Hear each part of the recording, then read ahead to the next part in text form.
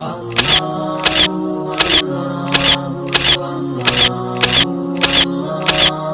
نے کہا رب بھی بے عیب ہے، مصطفیٰ بھی بے عیب ہے۔ تم نے کسی اور آنکھ سے دیکھا، ہم عاشقوں نے کسی اور آنکھ سے دیکھا۔ فرق اس میں یہ ہے رب رب ہونے میں بے عیب ہے اور مصطفیٰ مصطفیٰ ہونے میں بے عیب ہے۔ رب بنانے میں بے عیب ہے، مصطفیٰ بننے میں بے عیب ہے۔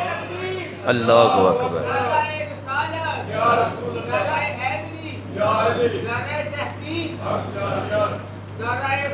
یا غوث اعظم۔ رب نے اپنے ہونے پر محبوب کو دلیل بنا کر مبعوث فرما دیا۔ اب جو امتی کلمہ پڑھنے کے بعد بھی حضور نبی کریم صلی اللہ تعالی علیہ وسلم کی شان میں عیب تلاش کریں، وہ دراصل حضور کے ساتھ دشمنی نہیں بلکہ وہ اللہ کے ساتھ دشمنی کر رہے گئے، اللہ کے ساتھ دشمنی کر رہے گئے۔ حضور دلیل کس کی گئے؟ رب کی دلیل ہے۔ رب نے جسے دلیل بنایا، ذرا بتاؤ رب اس دلیل میں کوئی عیب رکھے گا؟ نہ بالکل نہیں ہو سکتا۔ رب بھی پاک ہے، رب نے جس کو دلیل بنایا وہ دلیل بھی پاک ہے۔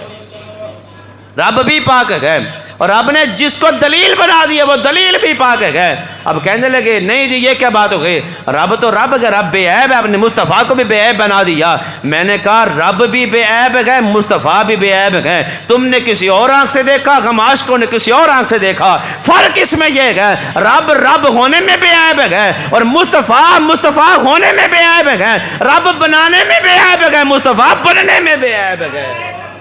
اللہ اکبر۔